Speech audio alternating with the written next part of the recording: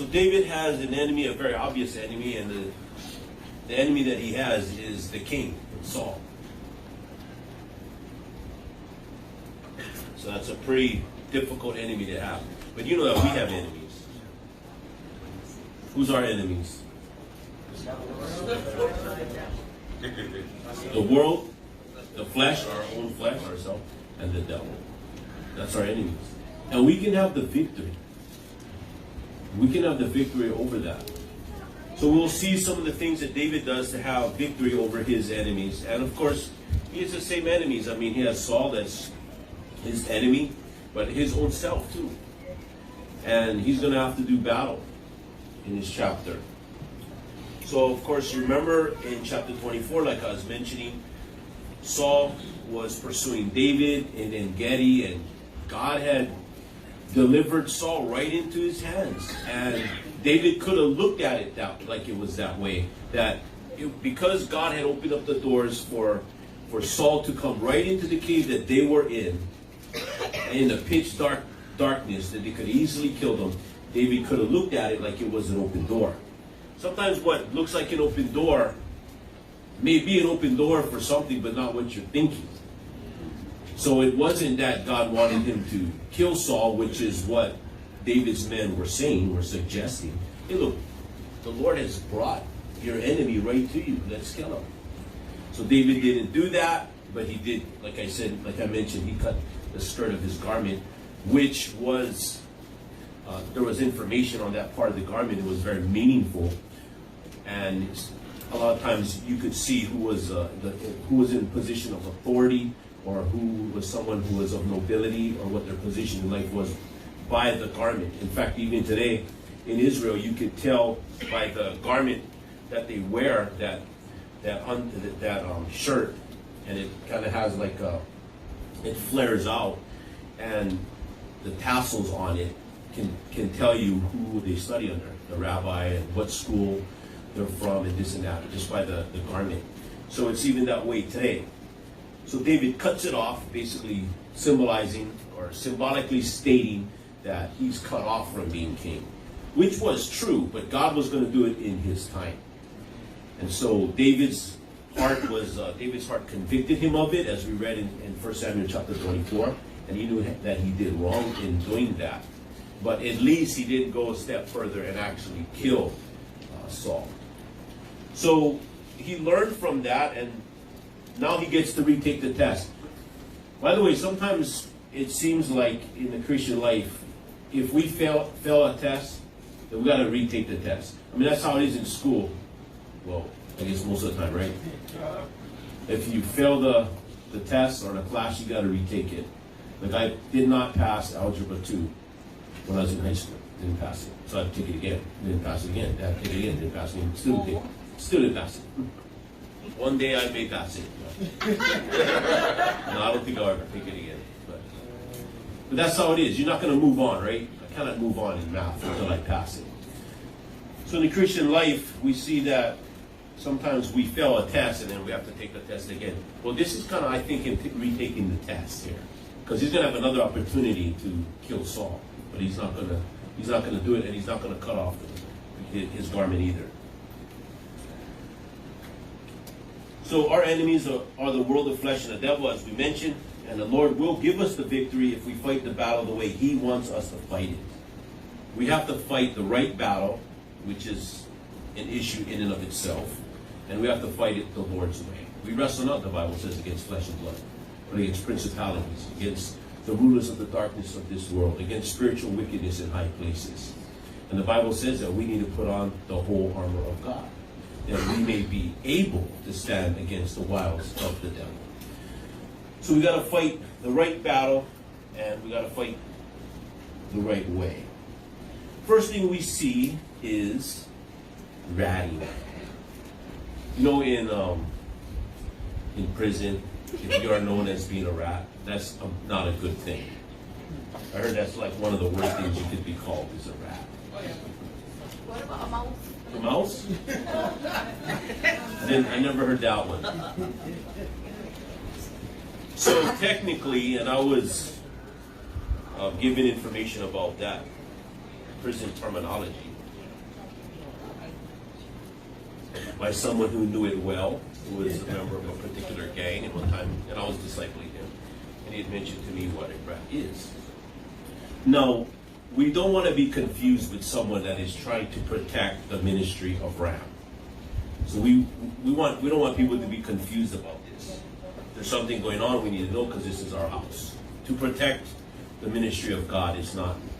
When you're doing something to protect what belongs to God, that's not ratting.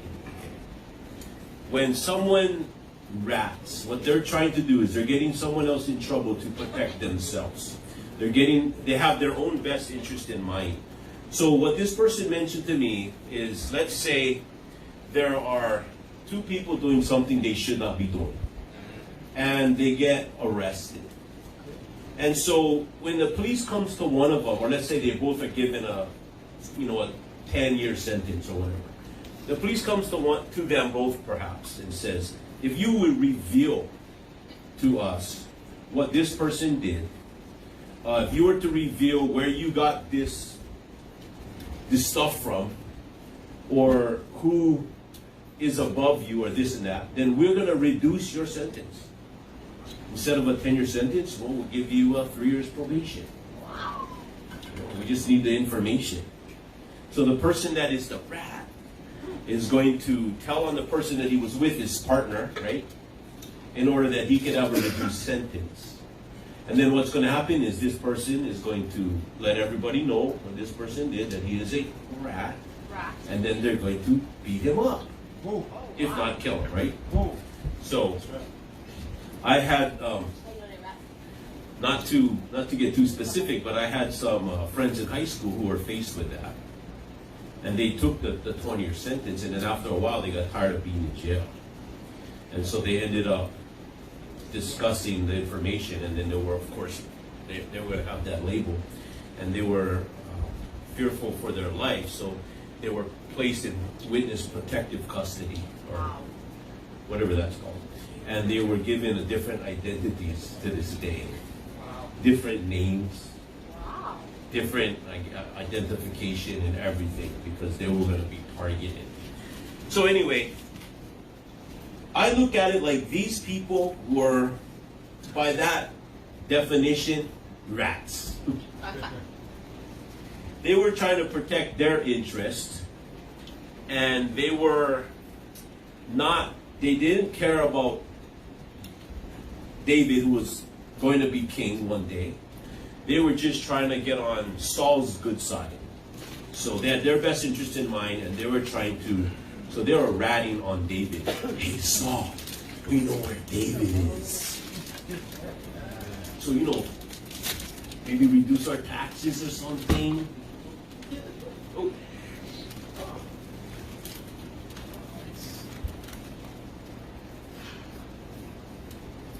So verse 1. And the Ziphites came unto Saul to Gibeah, saying, Doth not David hide himself in the hill of Hachilah, which is before Jeshimon? You see what they're doing? They're ratting. So they're going to have to be placed under witness protection, for King David's going to go bust them up later. So they did not care about what was right. I mean, Saul was in the wrong hunting down David. But they just care about their interest. How's this going to benefit them, in a sense? Even though Saul was wrong, even though King David was in the right and he was an anointed king and he was going to be king in the future. Well, anyway, this reminds me of the devil. The devil is the master rat. He is, the Bible says, the accuser of the brethren. He's the one that, as it describes in the book of Job, that he goes before the Lord and he accuses us. In fact, it says in Revelation chapter 12, verse 10, And I heard a loud voice saying in heaven, Now is come salvation and strength and the kingdom of our God and the power of his Christ, for the wrath of our brethren. That doesn't say that. It's like, whoa. It's in the Bible. The accuser of our brethren is cast down, which accused them before our God day and night. You can just picture the devil. He hey, I got something to tell you about Pastor Mark. Hey, I got something to tell you about Jennifer. Whoa. And Aku. I got something to tell you. The devil accuses us before God. He's the accuser of the brethren. One day he is not going to be able to accuse us any longer. And that day is coming. Until then, we have to deal with the master rat,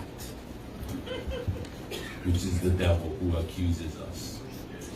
You know, I was thinking one time, let's just say, I don't know specifically what I did, but let's just say as a pastor. And sometimes, you feel like this. And I've talked to other pastors. You always feel like you're never doing enough. Or you're, missing, you're just not doing all the things you're supposed to do. I remember that. Trying to do different things, of physical things, like make sure the church is, there needs to be work on the church to just do it myself, because, I can't be, I shouldn't be lazy, I should be doing this and that, and clean the yard, do this, break this, get involved with the work therapy, do this and do that, and be involved, and then thinking, man, but I'm neglecting some of my studying. I'm supposed to be studying. And I remember, thinking like this, I'm not doing, I should be focusing on studying. And then I remember focusing on studying, thinking, man, I'm not doing the right thing. I'm supposed to be out there helping. And then someone was telling me that as a pastor, they always felt like they weren't doing enough. And I told them, I said, you know what? We always feel that way. And I'm sure as a mother, you feel that way. I'm just not a good mother. Man, I'm just not doing enough. Or as a father, man, I'm just not a... You know what? You're never going to be perfect. And the devil's going to make us focus on our inadequacies, and we're going to look at ourselves as if we're a failure. That's right. And if we look at ourselves that way, the devil's got us. But we need to realize that, yes, we're not perfect. We're sinners saved by grace. But the Bible said, if God be for us, who can be against us? Right. And we need to claim the promises of God, that the Lord loves us. He is not up in heaven, ready to throw a lightning bolt. See, that's the way that the devil wants us to think. Oh, you're a failure. God doesn't love you. That's what he told Adam and Eve in the garden, right? I can't believe that God would not let you eat the best tree of all, when he totally turned it around. I mean, God gave them a beautiful garden, the Garden of Eden. Eden meaning pleasant, is the most beautiful place in the world. And it was just a lush paradise with an abundance of fruit and trees, shade trees, fruit trees. I mean, just a beautiful place to live. And yet the devil turns it around and says, wait, can you eat of all of the trees? I know there's like 950 trees, but can you eat of all of them? Yeah, well, yeah, of course, yeah, we can eat. Well, except for one. Which one? That one? Oh, not that one. You mean you can't eat from that one? Oh, that's the best one. That's the tree. If you eat from that tree, you become wise. You become beautiful. You become, you're gonna lose weight. Your hair will grow back. You're gonna have 6-pack abs. Whoa! Wow! You're gonna look younger, feel younger, be younger. You're gonna be stronger. You're gonna be smarter. Everything. Sometimes they advertise those kind of things on on your Facebook. And, oh, yeah, well, just buy this pill. I'm gonna take this pill, and overnight I'm gonna have 6-pack abs. I'm even gonna grow a little taller. All you gotta do is sleep. You don't even have to exercise. Just take this pill. That's it. Yeah. That's kind of how the devil works. And he was trying to tell Eve, basically saying, I don't think the Lord loves you. I mean, he doesn't want you to eat this. I mean, this one, really? And he had it. Man, well, what could be wrong with this one? I suggest that you eat it.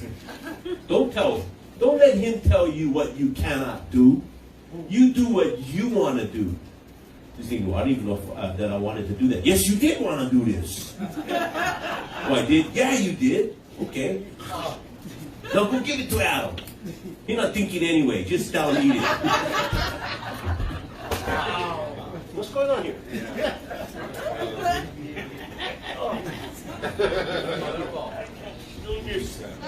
So Mark, what are you doing? Throwing this at me?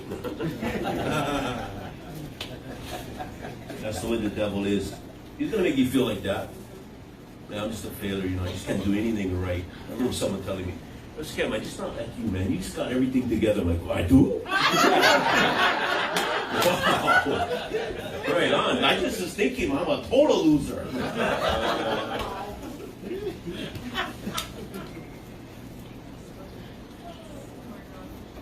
The devil's the accuser of the brethren. He's going to try to make us feel that way. You know, I don't know how the spiritual warfare works. I don't know what, you know, when it says the fiery darts of the devil. I know it's not little darts. I mean, I've not seen actual darts being flown at me. I think it's like some kind of a thought. Like, you're a loser. Or you could throw it in the mind of a wife and says, you married a loser. And all your kids are losers. And you're a loser too. In fact, your last name should be Loser. And your first name should be I am. And middle name A. I am a loser. Should have a name tag on it. He'll always remind us of our failures. The Lord is not in heaven that way. He is our loving Heavenly Father. Just like the prodigal son. If you want to know how the Lord is, think of the story of the prodigal son and how the father was looking for him to return. And when he came home, he didn't say, oh, you loser, you disgust me. No. He ran out to greet him. And then he said, let's kill the fatted calf. My son was dead, he's alive again, he has returned. That is how God is towards us. So the first thing is ratting the Ziphites. Sounds like a rat's name, yeah? Second thing is revealing. When you and I are fighting the right battle, and we're trying to fight it the right way, and the Lord works things out in our favor. Verse 2. Then Saul arose and went down to the wilderness of Ziph, having 3,000 chosen men of Israel with him, to seek David in the wilderness of Ziph. There might have been at some point after chapter 24 where David thought, I wonder if Saul is beaten. I wonder if he really is done trying to kill me. I wonder if he really is sorry. Well, it's revealed to David that obviously that's not true, because Saul is trying to kill him again. He's trying to hunt him down again. So Saul's heart is revealed by his actions. Don't just go by what someone says when you're trying to determine who to date. Go by their actions. Go by what they say. Go by what they do, not just what they say.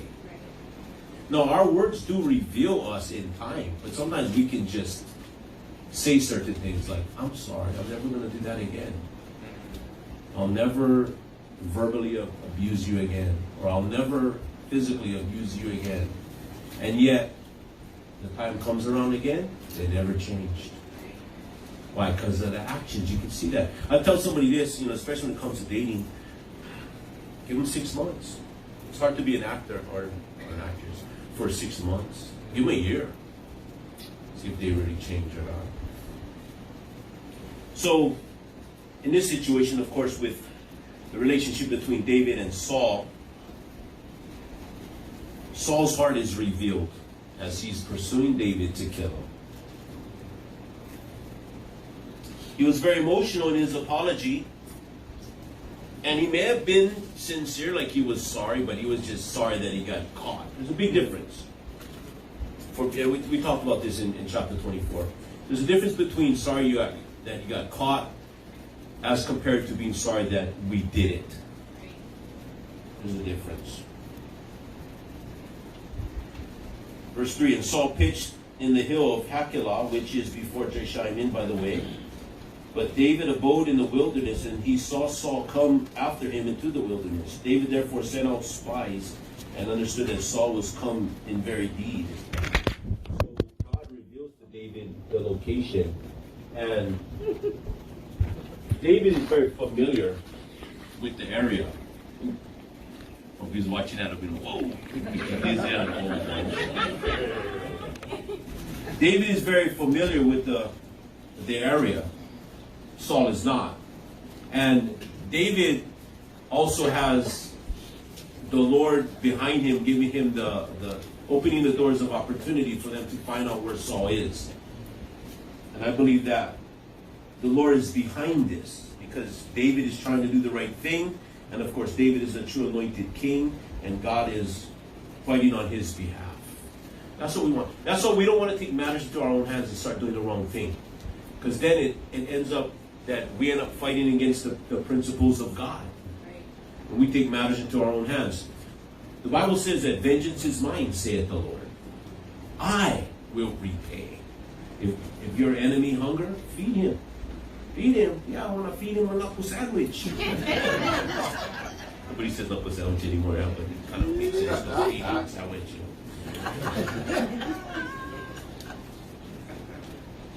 David arose and came to the place where Saul had pitched, and David beheld the place where Saul lay. And Abner, the son of Ner, I guess if your name is Ner, it'd be good to name your son Abner, yeah? Hey, Ner, what's your son's name? Abner. Oh. If he had a son, what is his son's going to be named? Abner. And Abner, the son of Ner, the captain of the host, and Saul lay in the trench, and the people pitched round about him. So they see Saul, and he's sleeping. So David's men, or Abishai, is going to suggest to David, it's obvious that God brought him to us. Because you didn't kill him the last time, now you get another chance to do what you're supposed to do. It's obviously the right thing for Saul to die. God wants you to kill him. No, but this is God's anointed. And it is God that has to take care of him. But it could be another test by the Lord.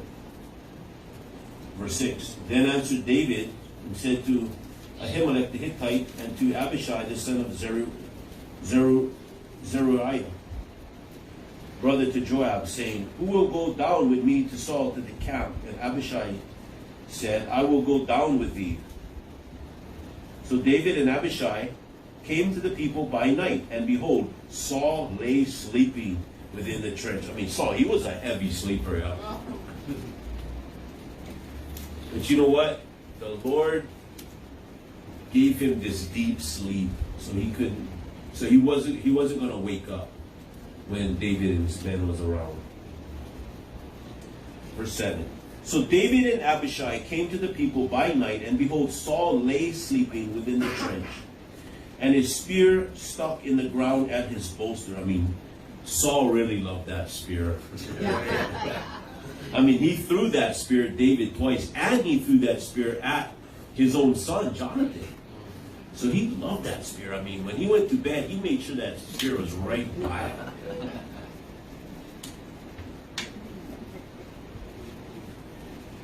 The spear stuck in the ground at his bolster, that's pillow.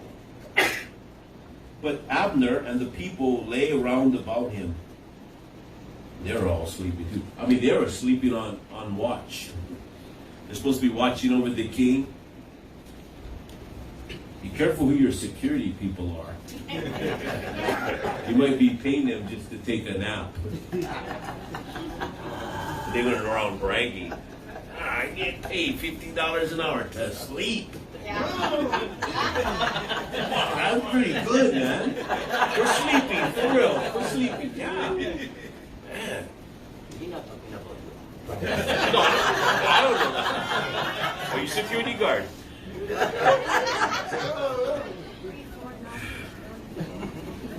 I was a security guard before. I can sleep standing up.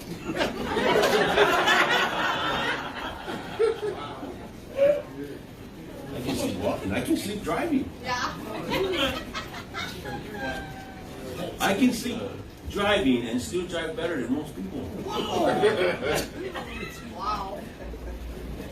Just joking. Girl. And I was a bus driver for almost 20 years. I'll be the scariest bus driver you ever had. He's joking, Amber. Oh. Oh, what kind of bus driver? You sleeping? Nah, I'm alright.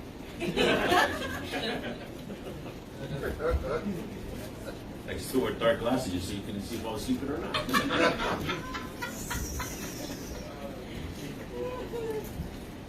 The more you laugh, Amber, the more jokes I'm going to tell you.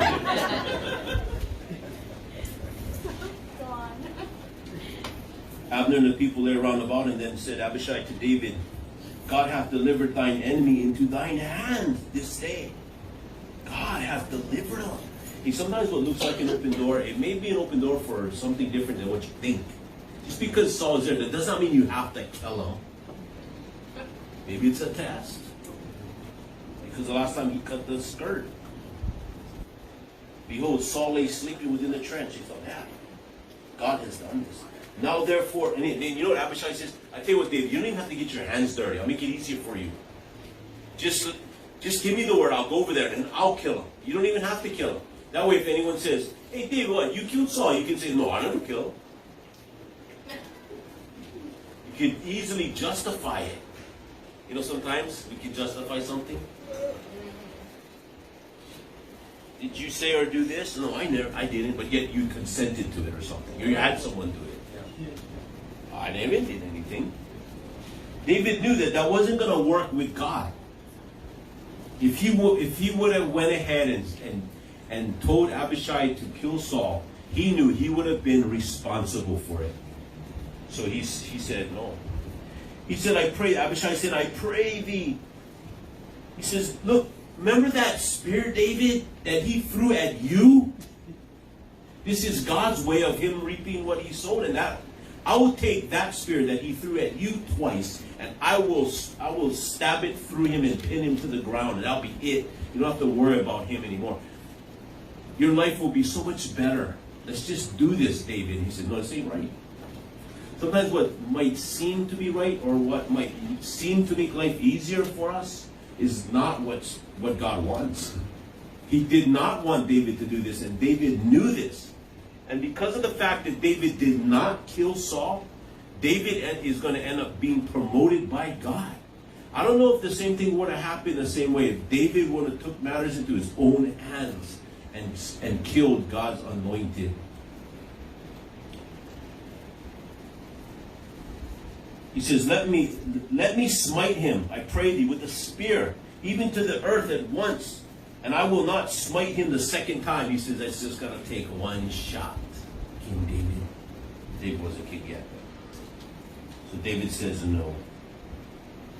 So we see that point was revealing. As God revealed Saul's location, he also revealed Saul's heart to David. And now we see righteousness. David does the right thing. Righteousness basically is doing what is right. Now, we are not 100% righteous, obviously. We've sinned in the past, we sin in the present, and I'm sure we are going to sin in the future. We don't always do the right thing, but we need to strive to do the right thing.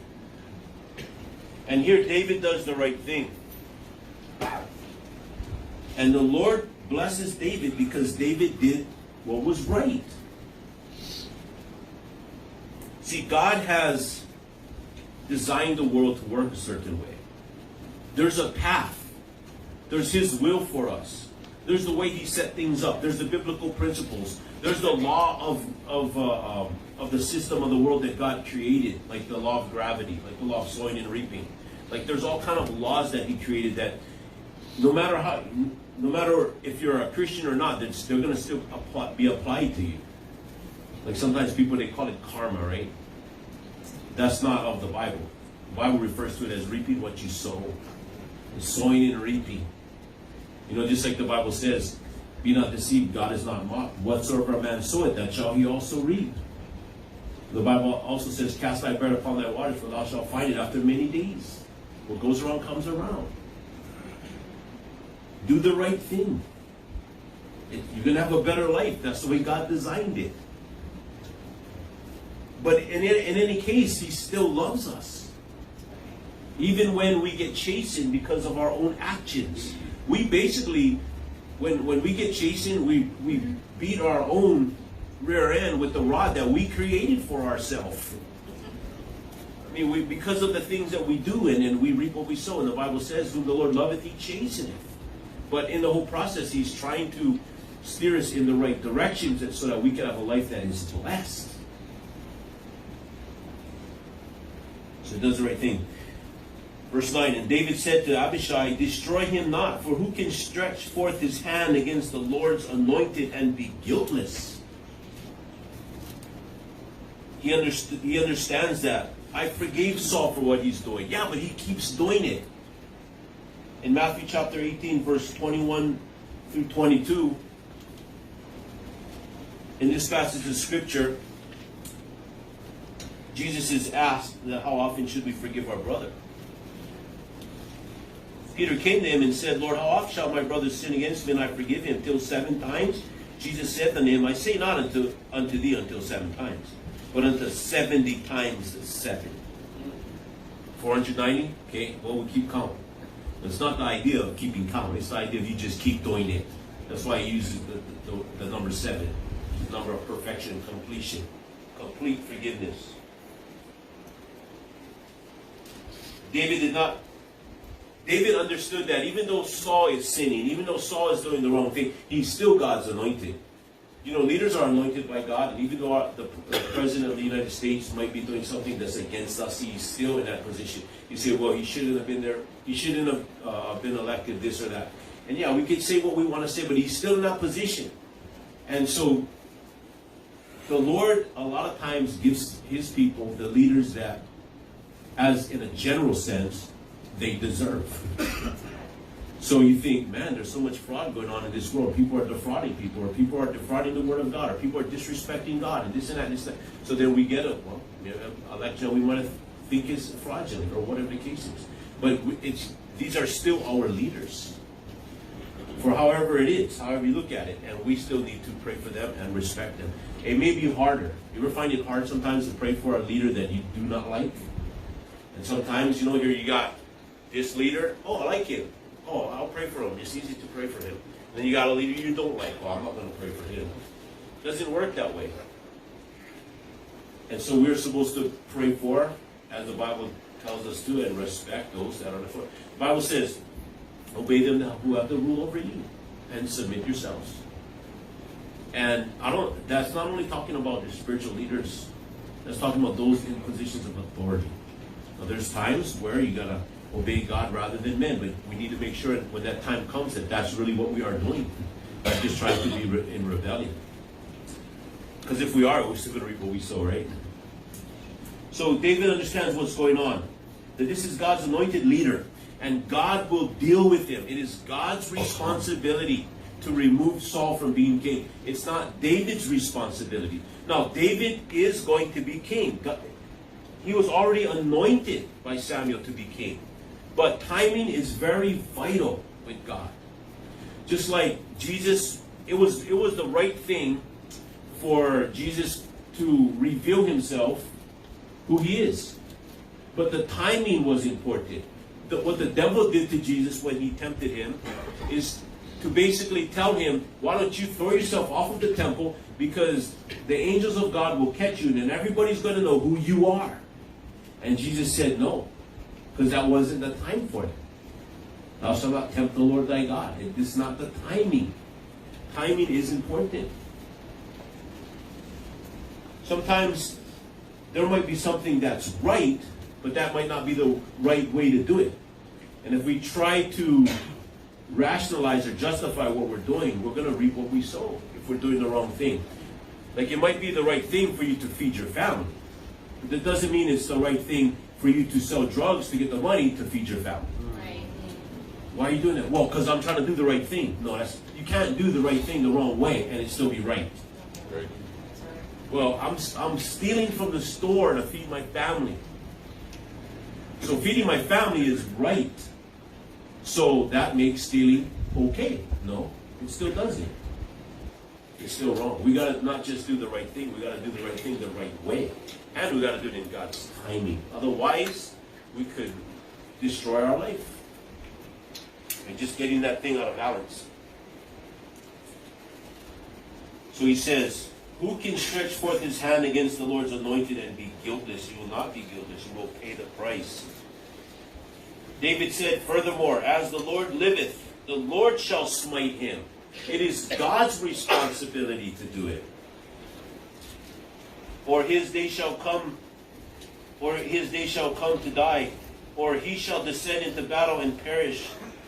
He's going to die in battle. He's going to have a heart attack. He's going to have a stroke. He's going to get killed in battle, or God's going to just slay him.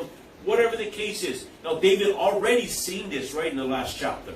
Someone that treated him wrong. And David was going to take matters into his own hands. But then there was a woman, this person's wife, Abigail. And she told David not to do it, and he didn't do it. So he's learning. And he says, no, I'm not going to take matters into my own hands. And he knows that the Lord shall smite him, just like he did in chapter 25 to Nabal. The Lord forbid that I should stretch forth my hand against the Lord's anointed. But I pray thee, take thou now the spear that is at his holster, and the cruse of water, and let us go. So he said, let me just take the spear and the water, and let us go. Romans chapter 12, verse 17 through 21 says, I'll read it. I'll just turn there real fast.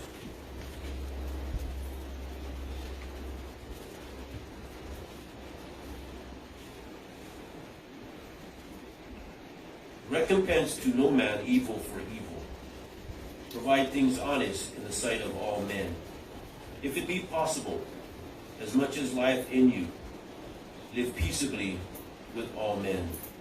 Dearly beloved, avenge not yourselves, but rather give place unto wrath. For it is written, vengeance is mine, I will repay, said the Lord. Therefore, if thine enemy hunger, feed him. If he thirst, give him drink. For in so doing thou shalt heap coals of fire on his head. Be not overcome of evil, but overcome evil with good.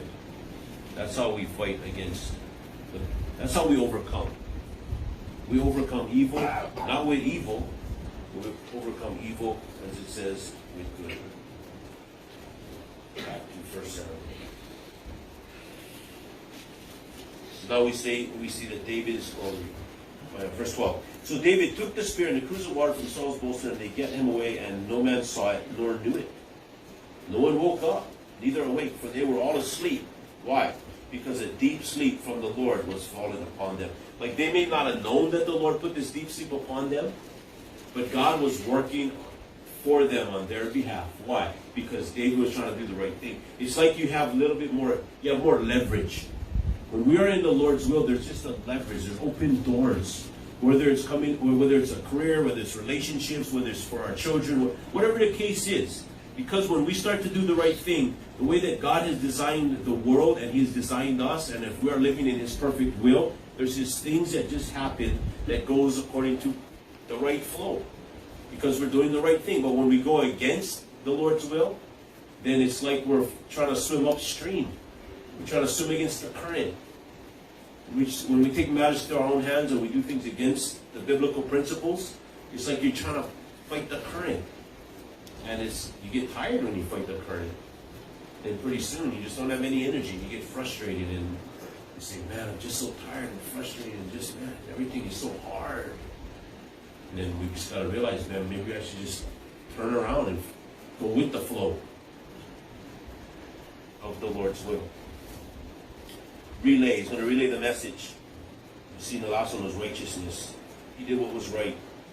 Now he's going to say some things. Verse 13. Then David went over to the other side and stood on the top of an hill afar off, a great space between them. And David cried to the people and to Abner the son of Ner, saying, Answerest thou not, Abner? Hey, Abner! Then Abner answered and said, Who art thou that criest to the king? David said to Abner, "Are not thou a valiant man?" He says, "Are not you a valiant man?" Yeah. How come you sleeping then? Who is like to thee in Israel? Wherefore then hast thou not kept thy Lord the king? For there came one of the people in to destroy the king thy Lord. This thing is not good that thou hast done. As the Lord liveth, ye are worthy to die. He says, you're supposed to protect the king. And because you slept on the job, you're worthy of death. You're supposed to be put to death. You are worthy to die, because ye have not kept your master the Lord's anointed. And now see where the king's spear is, and the cruse of water that was at his bolster.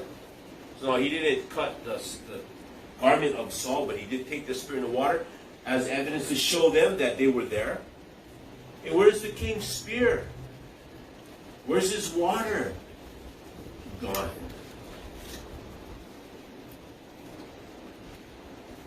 And Saul knew David's voice and said, "Is this thy voice, my son David?" And David said, "It is my voice, my lord, O king." He still shows respect to Saul, even though Saul was not deserving of it. But Saul is the king, right? Sometimes we have to show respect for someone, even though you don't think they're worthy of the respect. But because they're in the position, we have to respect them. We live in a day where people no longer show respect. Like that Olympic hammer throw person that turned their back on the flag. To me, that's just disrespectful. This is disrespectful. And respect is very important to have. We need to respect authority. We need to respect the country. We need to respect the flag. People say, we have the right to protest.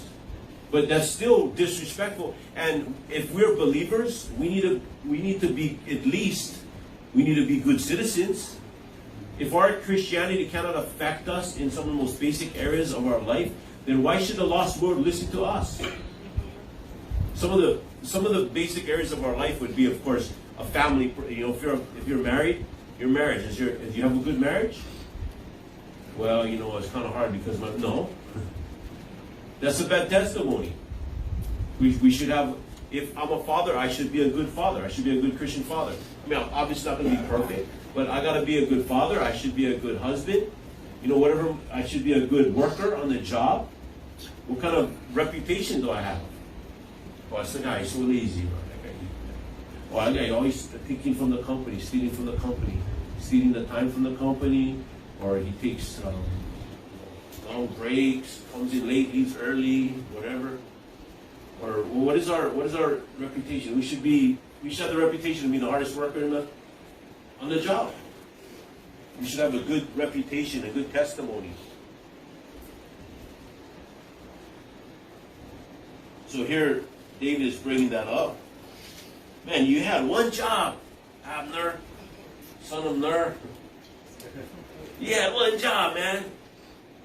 Aren't you supposed to be protecting the king? Yeah, where's his spear? I don't know. He's right here. His spear is right here. I'm going to stick him in your ear.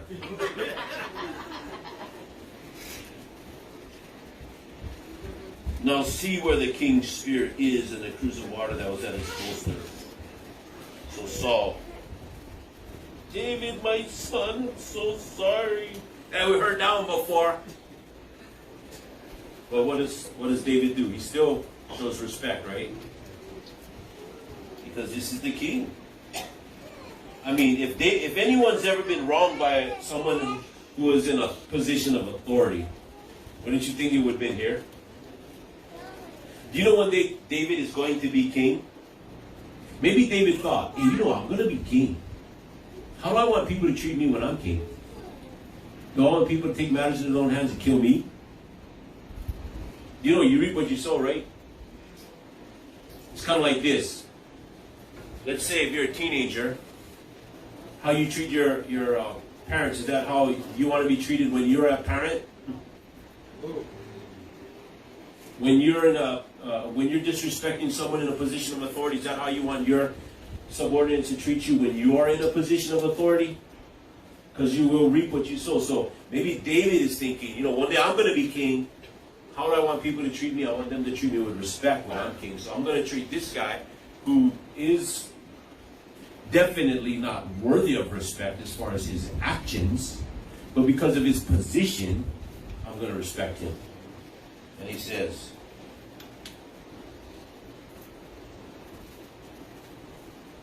"It is my voice, my Lord, O King." And he said, "Wherefore doth my Lord thus pursue after his servant?" He says, I'm just your servant, King. He addressed him respectfully.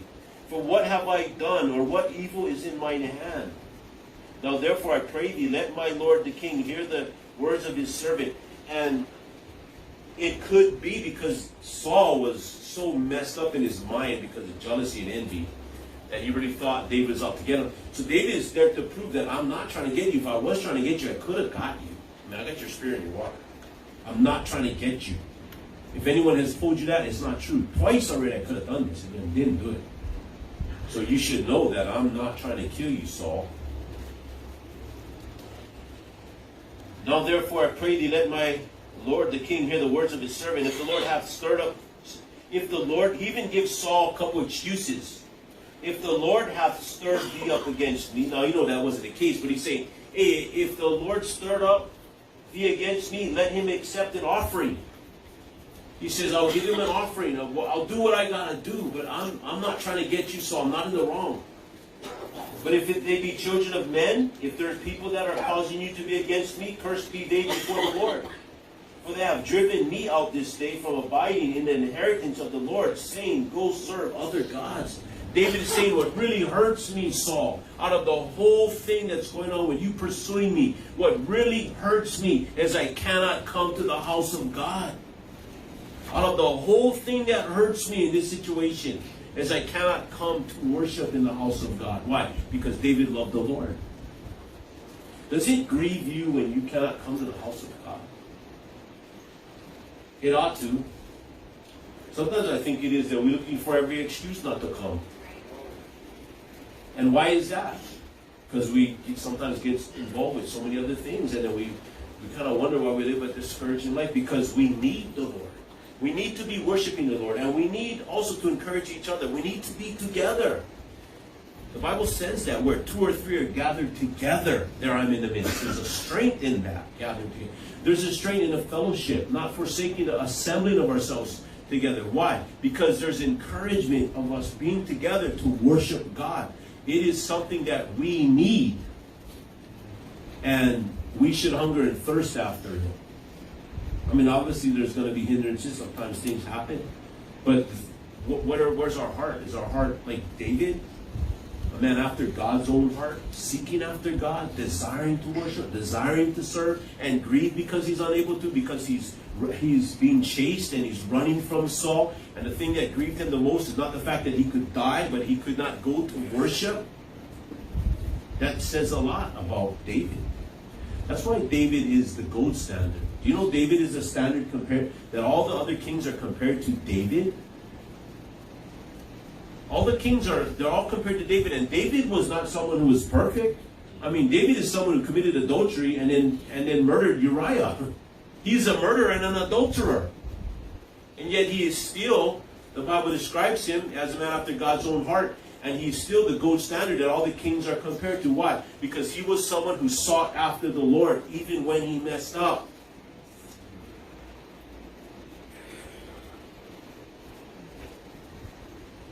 He says, I don't want to go and serve other gods. Verse 20, now therefore let not my blood fall to the earth before the face of the Lord. For the king of Israel has come out to seek and flee. He said, I'm a nobody.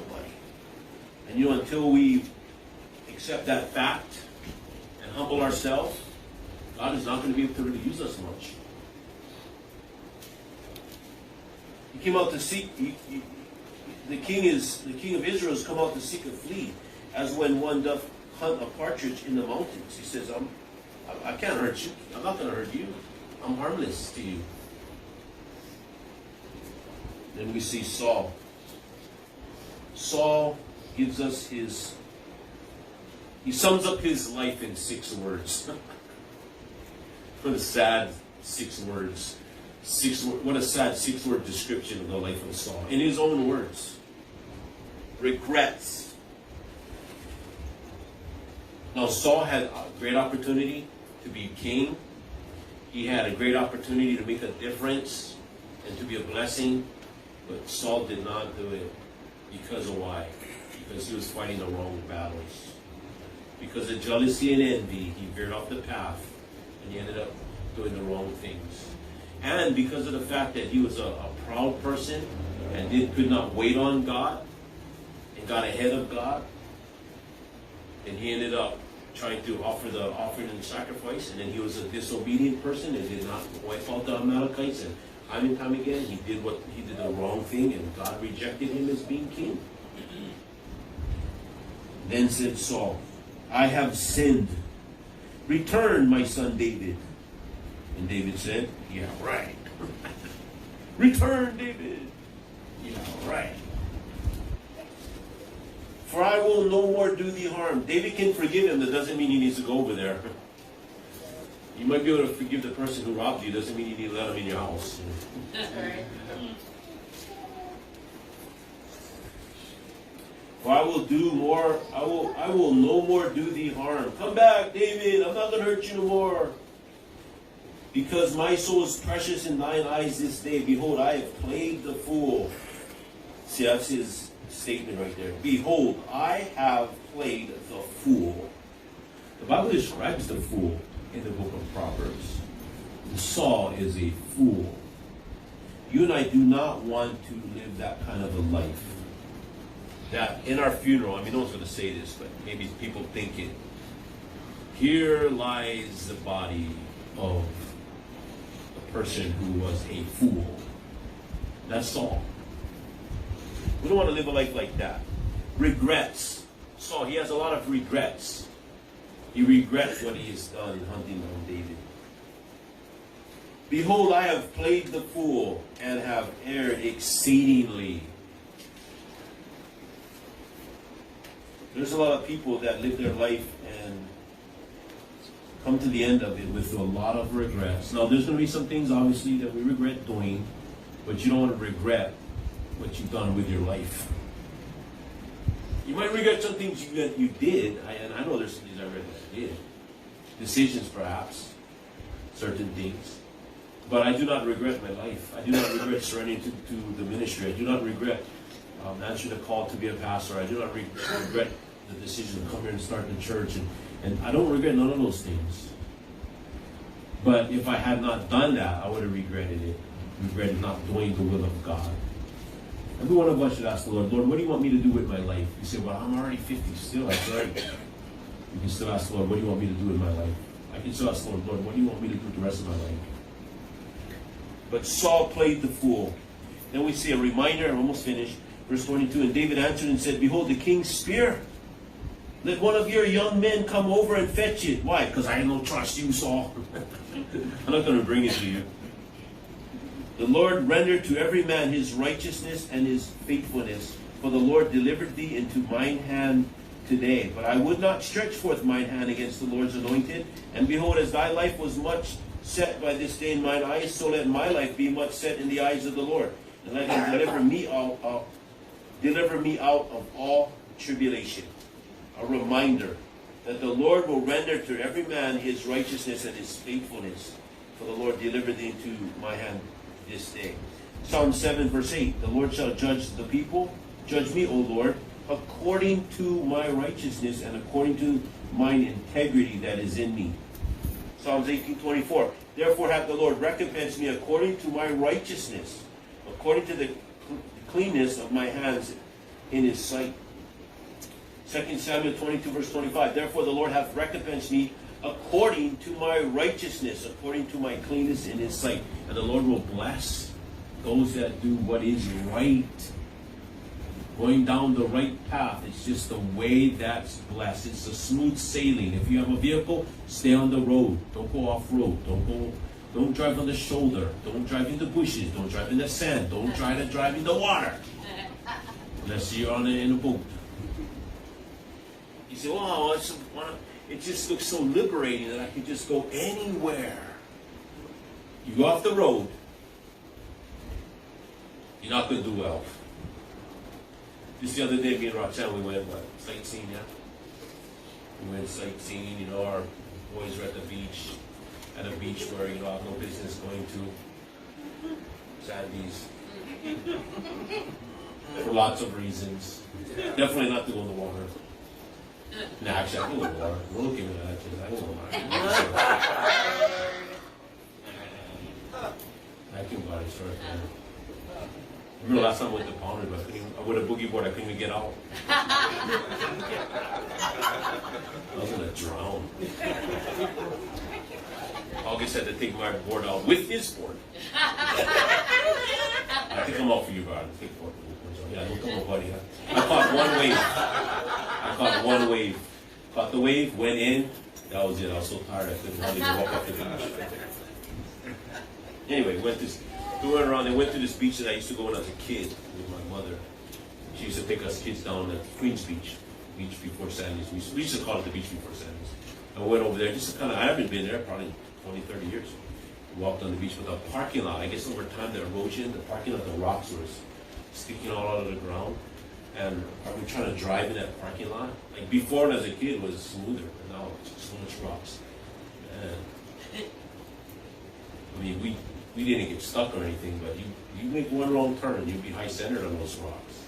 It's not very smooth. In life, it's like that. You want to stay on a smooth road. The road might only be, so wide. But you don't want to get off the road. Because if you get off the road, you could get high-centered, you could get stuck in the sand, you could get stuck in the mud, you could fall off of a cliff. It's not always what seems the shortest point between there you want to your destination, but you got to stay on the road. That, to me, is the Lord's will. It's the narrow road. Sometimes we want to get off and think, I just want to do what I want to do, and then you find that it's bumpy. There's a lot of problems. So David says this, the Lord has rewarded me according to my righteousness. By me doing the right thing, it was a blessed life.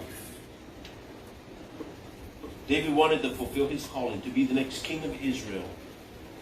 He wanted both the throne and the blessings of God. But it wasn't that he was going to get the throne earlier than what God wanted by taking Saul's life.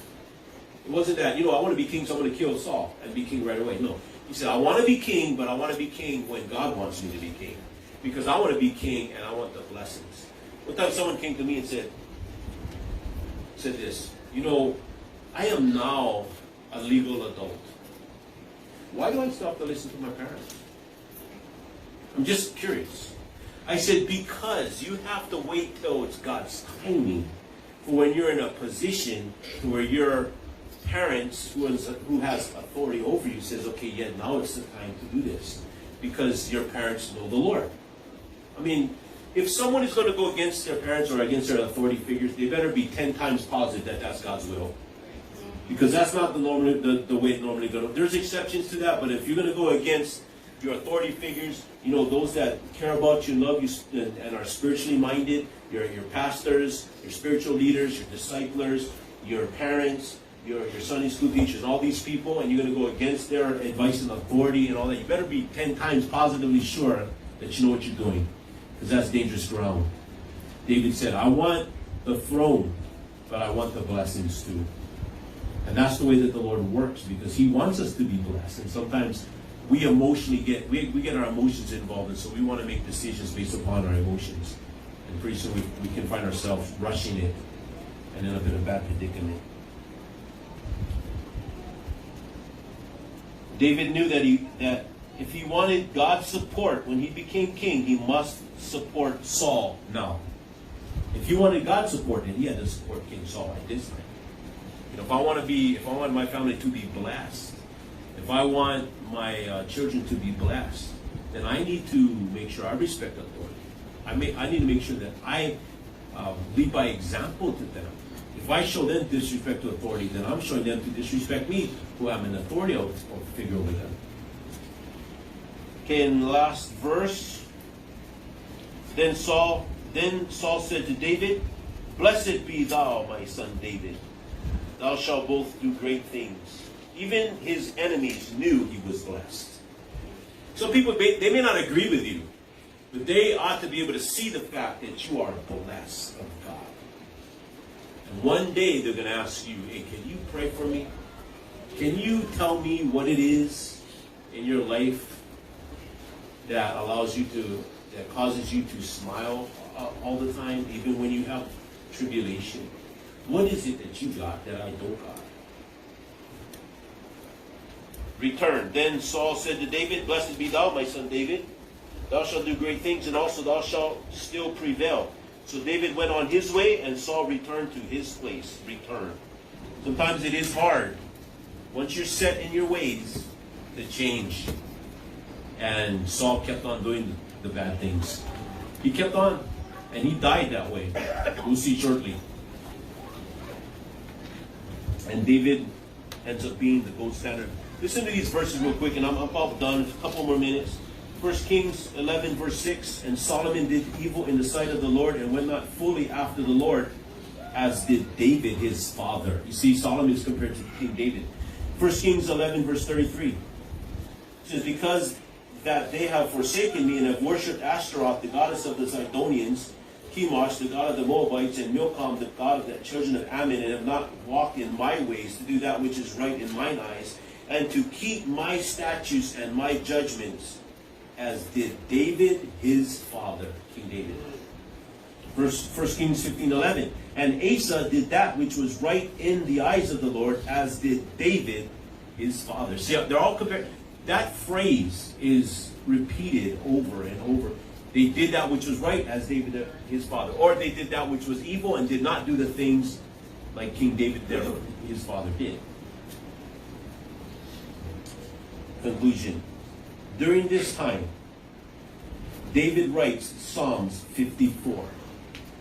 When as we started out, the Ziphites, when they ratted on him and did that which was wrong, David wrote this Psalms, and I'll read it when we're done, so you can see it or hear it. Psalms 54. It's only 7 verses. It says, "To the chief musician on Neganoth," which was an instrument that you would smite, you would hit. And a lot of these verses, or a lot of the songs that were played on that musical instrument, was because of the smiting or the difficulty and tribulation that was experienced by the person. A Psalm of David. When the Ziphians came and said to Saul, "Doth not David hide himself with us?" So that's the situation. Verse 1. "Save me, O God, by thy name. Judge me by thy strength. Hear my prayer, O God. Give ear to the words of my mouth. For strangers are risen up against me, and oppressors seek after my soul. They have not set God before them." Selah, which means pause and take a breath. Take a breath and reflect on what was said. "Behold, God is my helper. The Lord is with them that uphold my soul. He shall reward evil unto mine enemies, cut them off in thy truth.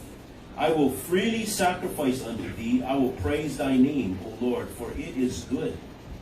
I mean, even in his trials, he's saying, "You are good." See, he already spent time with God before this had happened. That's why he was able to make the right choice. "For he hath delivered me out of all trouble, and mine eyes have seen his desire upon mine enemies." So he says, it's interesting to note that he says, "For he hath delivered." He said that even before he was delivered. Why? Because of faith. Because he had strong faith, he was able to overcome. Saul is his enemy. David overcomes. Why? Because of faith. Faith already in it. He had that in advance. He says this before, right when the Ziphites had ratted on him to Saul. He writes this. God has already delivered him. Even though he didn't deliver him yet, but in David's mind, because of faith, he already was able to see that which didn't happen yet. Praying is asking for rain. Faith is purchasing an umbrella. David already purchased that umbrella because he knew that God is already going to deliver him. And if we're going to overcome our enemies, like the world, the flesh, and the devil, if we're going to overcome addiction, besetting sins, and problems in our life, it's going to take faith. And faith cometh by hearing, and hearing by the word of God. 1 John 5:4, for whatsoever is born of God overcometh the world, and this is the victory that overcometh the world, even our faith. We have to put our faith and trust in Jesus Christ. And we'll overcome the world. Our enemies, the world, the flesh, the devil. We'll have victory in Jesus. Would you bow our heads and close your eyes? With heads bowed and eyes closed, no looking around. First thing is most important.